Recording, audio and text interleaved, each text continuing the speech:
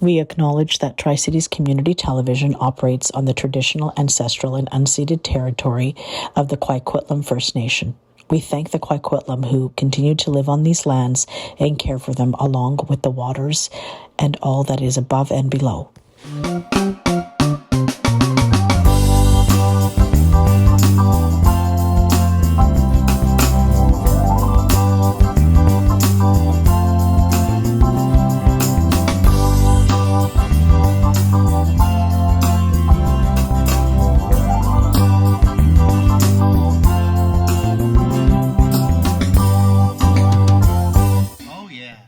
Hi, and welcome to Cathy Cena's Catching Up with Cathy with Tri-Cities Community TV. We would like to thank the Coquitlam Library for donating their space to us today.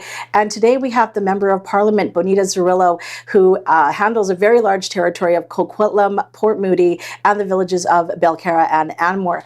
Welcome to Catching Up with Cathy. Bonita, lovely to see you again. We're going to do a big catch-up. It's been a long time since you've been in the studio, and I think we need to let our viewers know a little bit about how you got started in politics, and let's just go back several years and let us know how you got started and why. Yeah, it's so good to be here. Nice to see you, Cathy. And you know, you were there right at the beginning. Yes. Actually, if I think about it, it was over 13 years ago. Wow. When I started doing community work and, yes. and started with the parent advisory councils, but also with the Seroptimist. And you and I met at a Seroptimist event, really supporting women. Yes. And yes. I think that's how I got involved in politics. When I moved here to Coquitlam, there wasn't a lot of local work, and I was commuting downtown, and I was dropping kids off at daycare and picking up, and so many families were. And I was motivated to have more local work opportunities for women in the community. That was mm-hmm. And then the second thing that got me interested in politics was the Rochester pool got closed down. And this is a community amenity that we know folks need. Swimming is life skills. And I was really motivated to want to see those amenities for families and kids mm-hmm. in our community. So what would you say inspired you to begin your journey in politics? Well, I think it was that lack of understanding or maybe respect for women and families that were dealing with kids and still working. Mm-hmm. And we know that's a reality today. Mm-hmm. I remember you talking about this at an event that you were at where you were speaking, and it was like, why is it okay for the man to go to work and never get the call that your child is sick, and we have to like stop everything and rush to them, and you know, it's always us. We're always doing everything. And so that was one of the stories that you shared that resonated with me, because I think you're absolutely right. Like, certainly my husband wasn't getting called at work because little Frankie was sick at school. It was me that had to go pick him up, right? So it's always the female, the woman, because we're the caregivers and we're the maternal, people in the household where the man goes out and works, but that was different for you. Like, you are in Ottawa all the time, and Carlo is at home, and you're doing your thing. And so as a representative for your constituents, what do you think the biggest issues are facing your riding today? Well, it's housing, for sure. Yeah. For sure, it's housing. We know that we're seeing more and more homelessness mm-hmm. in our community as well, but mm-hmm. also too the inability for folks to buy a home, and even rent is skyrocketing. So definitely housing. Mm-hmm. The environment's always been a big one for us here in Port Moody, Coquitlam, Anmore, and Belcarra. I was just on the inlet recently. We know that people care about their air, trees, water, and really are having a risk to our inlet with the 7-8 times actually the tanker traffic on the Trans Mountain mm-hmm. expansion. So mm-hmm. these are the kind of things that people are concerned about. But Cathy, you raised about the caregiver, and this is work that I'm doing right now. We're getting that next generation of caregiving, which is mm-hmm. also caring for aging parents. Yes. I'm out now in the community with folks, knocking on doors, letting them know about a tax credit, very little known tax credit for caregivers. It is called the Canada Caregiver Credit. And if you are caring for an aging parent or aging spouse at home or outside of the home, please look at it, because it is a tax incentive for folks. Mm-hmm. Well, that's good to know. I wrote that down, so that's yes. fantastic. What do you see as the core values that set the NDP apart from other parties? Well, we're known for healthcare. Obviously, our birth was healthcare, Tommy Douglas in Saskatchewan. So we're really driven by healthcare and caring for people. Mm-hmm. We're also actually one of the first parties that was looking at the environment and caring about the environment. Mm-hmm. We see that balance between environmental health and human health. So I think as values go, We are very much driven by taking care of each other, but we also do have the best financial record of any party. I know we've never been federally government, but provincially, we have very good record on the economy. And that's just some marketing that we don't get credit for, but certainly people know that we care about healthcare, we care about supporting each other. So just to go back for a moment, I mean, I can't imagine that people don't know, but you were a Coquitlam City Councillor. How many terms was that? Just remind me. Three, thank you. Okay, 3 terms as City Councillor, and then somehow you broke out of that and you decided, I'm put my hat in the ring for to run for Port Moody Coquitlam, and you did that, and you were very successful at that, and you've been in the House, and you know, maybe it's the algorithms, and I do follow you and everything, but I think you have a record of like getting up like in the House over 500 times. Like I think the last number I saw was 555, maybe. But you know, you're very vocal about so many different things. Like some of the things are, you know, our flight attendants, for example. Like that was like huge for you. Like you wanted them to be paid for their hours and everything. And then, you know, I also have like people with disabilities. Like what is going on with that? Like you've been very, very passionate about these main topics. What are some of the things that are affecting, you know, right here in our own backyard, the Tri-Cities, besides housing and homelessness? And it is very hard. Like I worry for my own children, how are they going to get into the market and what's happening next, and are they going to rent for the rest of their lives, or what's going on there? But what else are you hearing? Because I can imagine now you're here until March, you said, and you're probably going out into the community and finding out what are people worried about. Yeah. No. Well, I'm newly appointed seniors critic. And we have an aging population all across Canada, but certainly in our community. Okay. So seniors is a big piece of it right now. Seniors with their Pharmacare, with their dental care, like thousands of seniors in our community. I've had seniors in my office crying about being able to now access dental care. So that's very important. But on the disability front, thank you for raising about the city councillor. One of my folios or files the whole time I was a city councillor was the disability file. And Cathy, you were asking me before I came in today, like, you know, what's something that I really am so proud of or happy about? And I remember taking the disability file, and it didn't really have a very big profile at the city. It didn't have a budget. And after just a few years, I remember the flags. One year they put the banners in the city, and there was a banner of a person in a wheelchair. And I just, such a small thing, but so important to say, hey, we're here. We are here in the community, and we have needs as well. We have accessibility needs and infrastructure needs. So I would say that the accessibility in general is an area that we need to focus on locally. And certainly the accessibility pieces around being able to navigate and have full life in the community. So let's talk about bathrooms.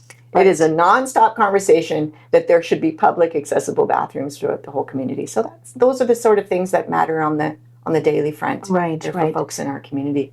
Now, as we said, we've been very vocal about so many different things, affordability issues, of course. Would we say that some of these things, you know, are your top priorities? If you are the seniors critic, then you're going to want to do more for seniors in our community, like you just said, with the bathrooms and things. But what other priorities do you have? Yeah, well, once a year I do a community survey, and I ask folks what's top of mind, and it is housing, and it is the environment. So really, housing. I've been doing a lot of work on the right to housing. I have a private members bill, which I will retable again when I get an opportunity, around the right for housing. And just the commodification of housing is very dangerous. We know a lot of folks are being displaced or evicted by their rents being raised to unreachable amounts. So that's going to continue to be.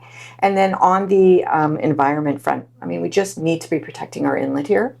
We know that there is a movement right now, a part of the medical community too, that's talking about human health if there is any spills or contaminations of our inlet. So those are 2 areas that I'm really going to focus on.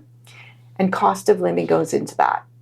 You know, it's becoming more and more expensive for people to pay for their groceries, to pay for gas, all of those things. So all of that's going to be front of mind, but housing, and the environment in this community is what folks want me to focus on. And would you say that this is part of the NDP's plan to address this crisis, like on a whole level, you know, across Canada? What is the NDP doing to address the housing crisis? Yeah, I think it's, you know, it's corporate greed. It's the capitalist society that we live in that is probably, and I say this, has reached peak greed.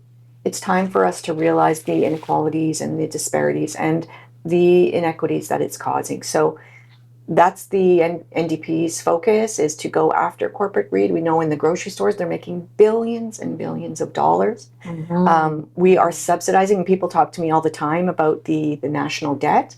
A third of our debt could be removed immediately if we weren't subsidizing the oil and gas industry to the tune of about $20 billion a year. Right. Didn't you have an interview with the CEO of some top grocers? Am I right, or was that in the airline industry? Yes, it was. Well, it was Jagmeet Singh, the leader, that was talking to the grocery CEOs. Although that was the industry I my entire career is, but it was actually, you're right, the Air Canada CEO. Air Canada. That's right. I think you got over 300,000 views on that video. Yeah, it was 7 million. Yeah. Oh, was it? Okay. Yes. I just saw it on the Instagram. It was over 300,000. Oh my gosh, 7 million. But people can relate to that. They can see that. Yeah. They can see these CEOs taking home bonuses of millions. Oh, he's at absolutely. $14 million a year. And I know. And people can't get on a flight to see their family because it's so expensive. No, exactly. I totally understand. Let's talk about healthcare. What steps is the party taking, and yourself, with regards to our dental care, Pharmacare, things of that nature? Let's talk about our own backyard. What's happening in the Tri-Cities with that? Well, certainly people are feeling it. They don't have the access to doctors that they want. For sure, we've seen the strain on our nurses. I raise my hands to the nurses in our community and the work that they do. I say they're like angels. They should be paid appropriately.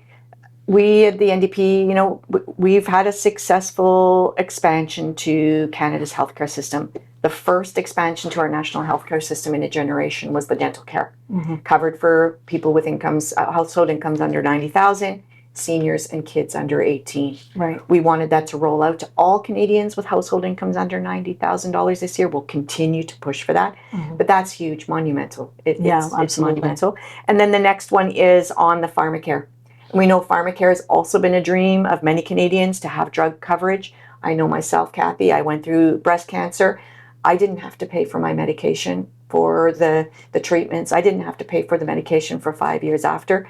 Folks that need life-sustaining medication need to have that covered. And so that's another success for Canadians, that the NDP was able to bring the Pharmacare law. And we have 2 types of medications right now that are covered: diabetes medications and devices, and also contraceptives, and which we know are very important. They're very important. Yeah, exactly. I have type 2 diabetes, so because I have an extended health plan and things like that, so I'm 80-90% covered, which is really helps, on the bottom line when things are like so expensive. Even just today we talked about groceries and things. I have a package of groceries coming from Odd Bunch, it's called, where they get their produce and their fruits from farmers and things like that. And maybe they don't look perfect, but I thought, let's try this out. Let's see, maybe we can reduce some of the costs in our household. I think a lot of people are thinking that. Why do we think that the Dollaramas in the world, their sales and revenues have gone up over the last 4 years? Because people can't afford $10 bag of grapes.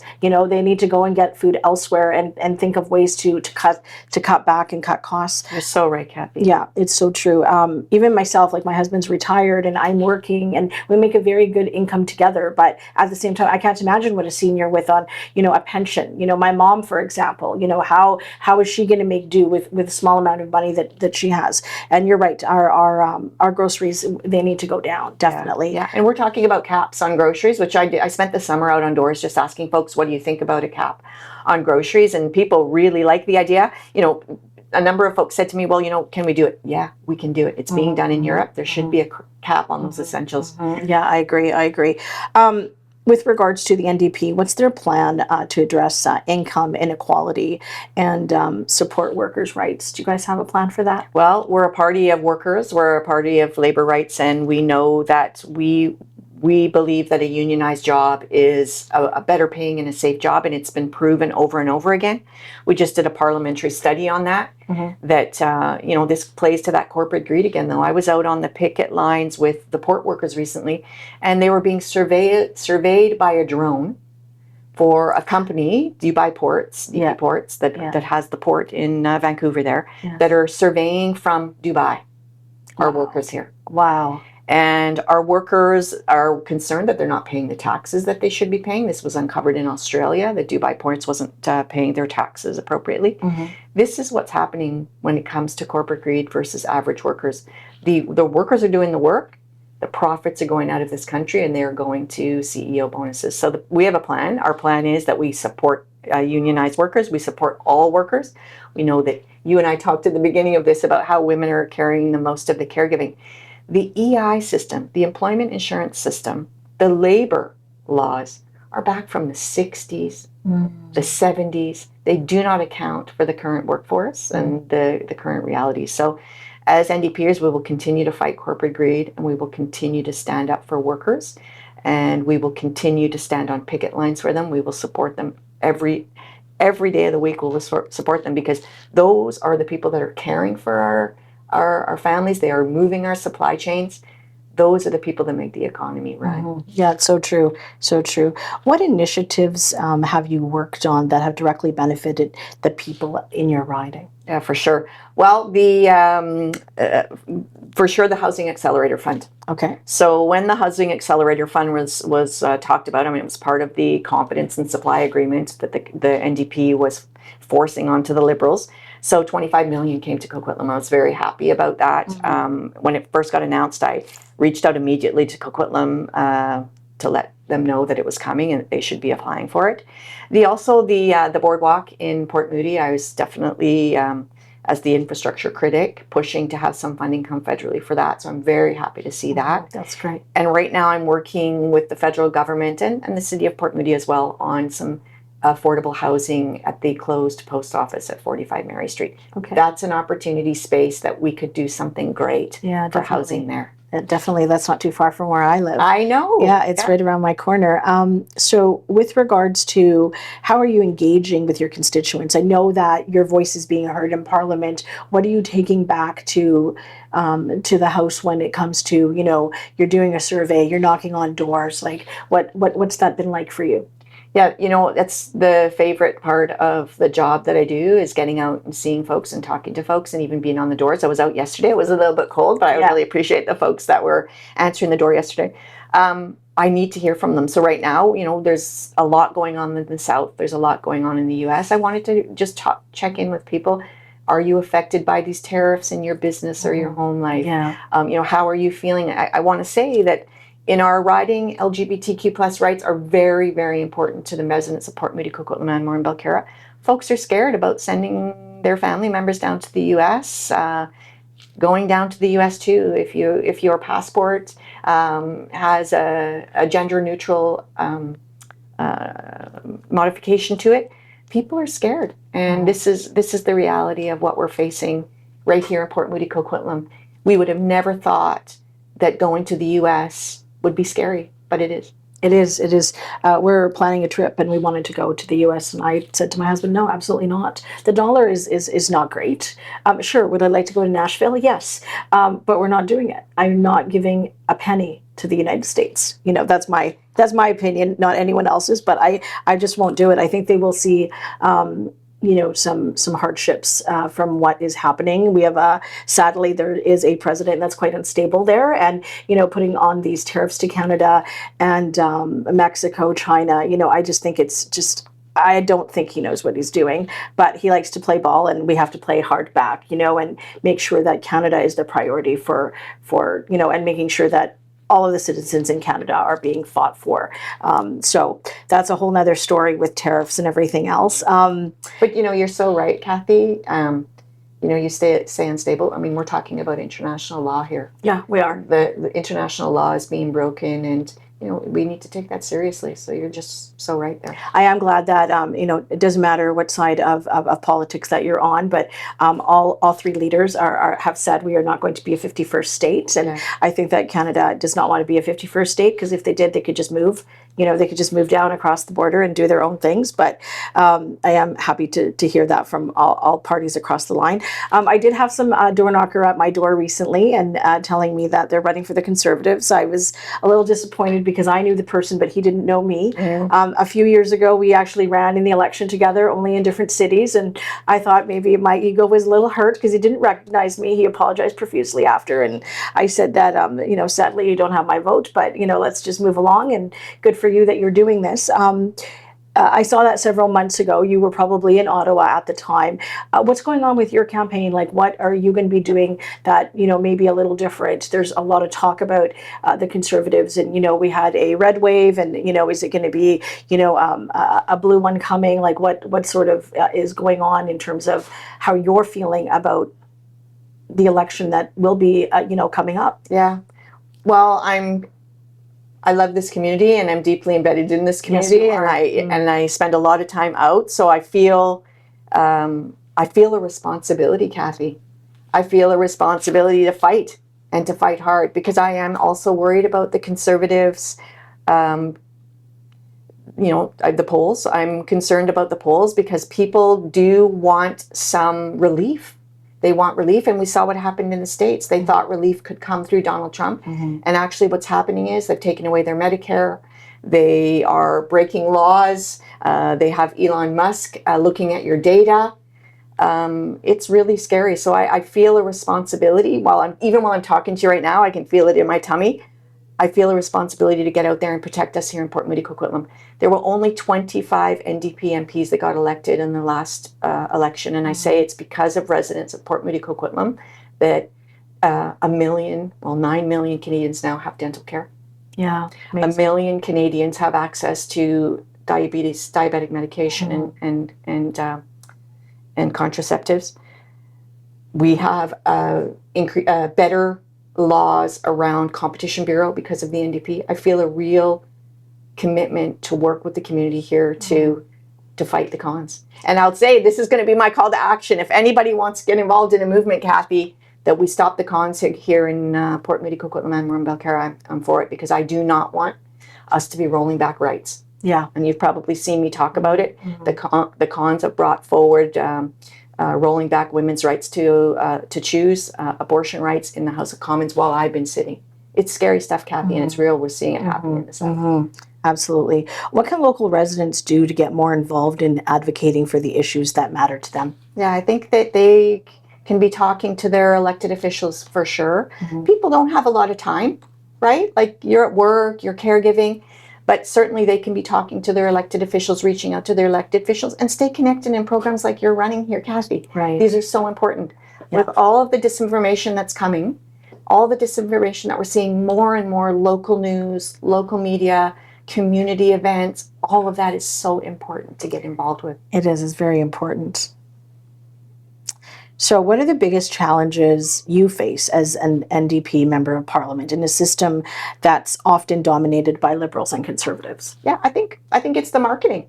I think that it was interesting because Bell recently did an advertising. You might have seen it, Cathy. It was a red door and a blue door. Okay, and they were like, yes. Yes. You don't have to choose one of these two. That's kind of like the NDP. The marketing is, people tend to flip back. That's what we've seen for over 150 years in Canada. They go back and forth from blue to red, blue to red. There is another option. It's the NDP. And certainly, like I said, we have the best financial record of any party in regards to debt. And we take care of people and the environment. So I think that's going to be the biggest challenge, is the marketing messages. I was watching the news again this morning, and it's a constant barrage of the U.S., the U.S., the U.S., the U.S. We need more local coverage. We need more opportunities like what you're doing here, Cathy, where we can actually talk about what's happening here in our community. Exactly. And what do we need? That's very true. With Trudeau stepping down. I have still, we are waiting to see if that actually happens. I don't know if it will. I know that he did say it. His last speech to Canadians, seemed to be quite favorable in what Canadians were looking for.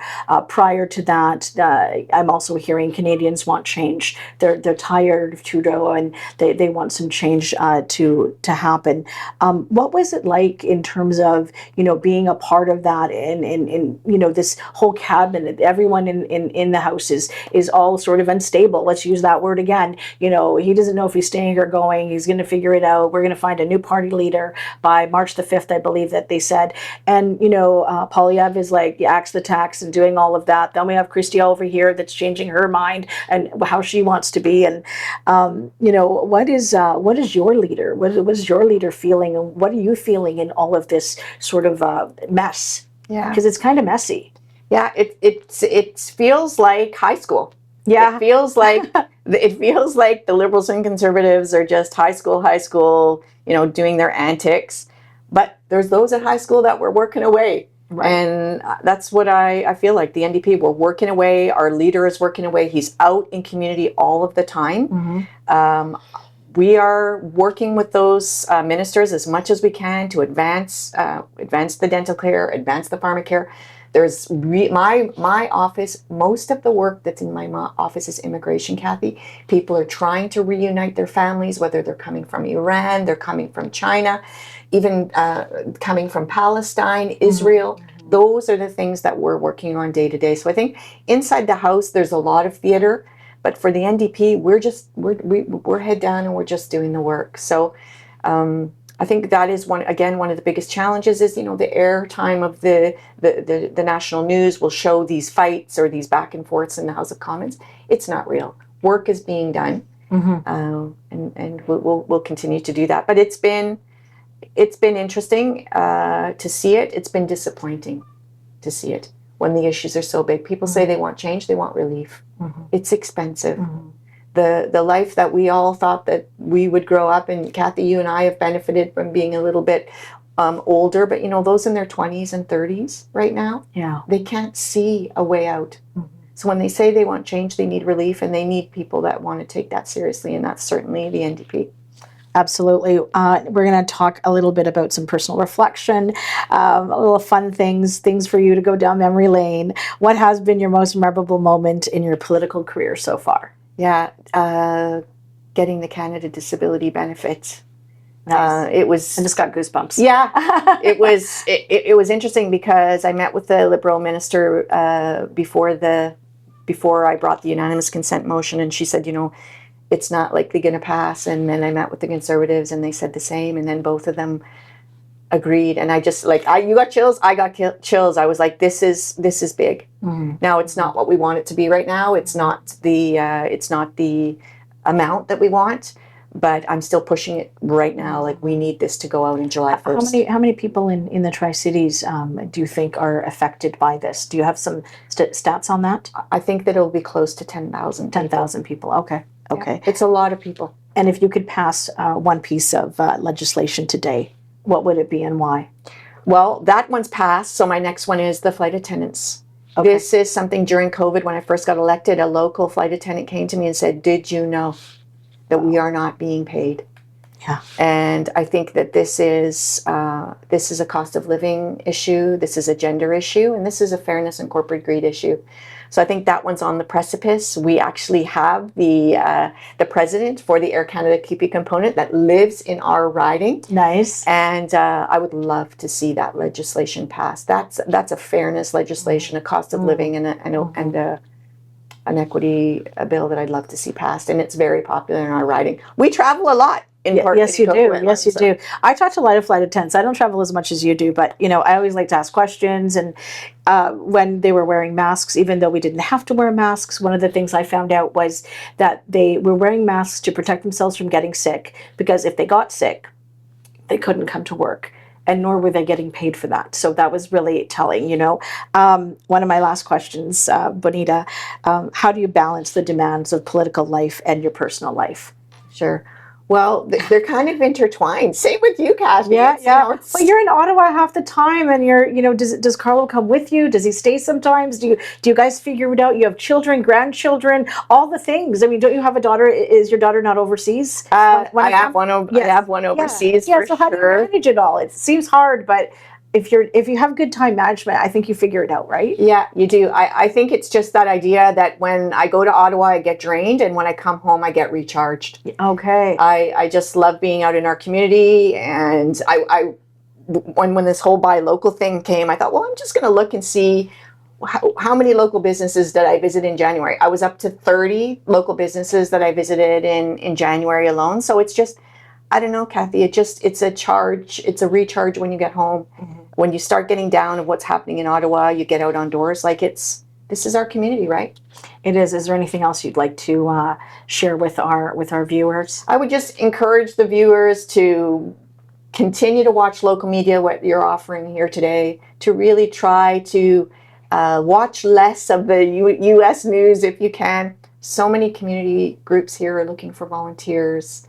They need assistance to help folks. The city of Coquitlam's doing a seniors lunch program on a Tuesday. Every Tuesday they deliver meals to seniors. There's so much to do, and I would just encourage people to do that because it can be draining to watch that news, and it can be really invigorating to really connect with the community. Well, thanks so much for being in the studio today. We really appreciate it. We were listening to Bonita Zarrillo, a member of Parliament for Coquitlam, Port Moody, Belcarra, and Anmore. She had so much to talk about and share with us today. Everything from, getting involved in your own communities, volunteering. And, I'm just going to say it because she didn't, but I know her work is not done yet. She would like more years in the House for sure. And one of the last things I'll leave you with is, just get out and vote when the time comes, because you can't really complain if you don't have a part in voting. Thanks so much for watching. It's Cathy with Catching Up with Cathy. Until next time.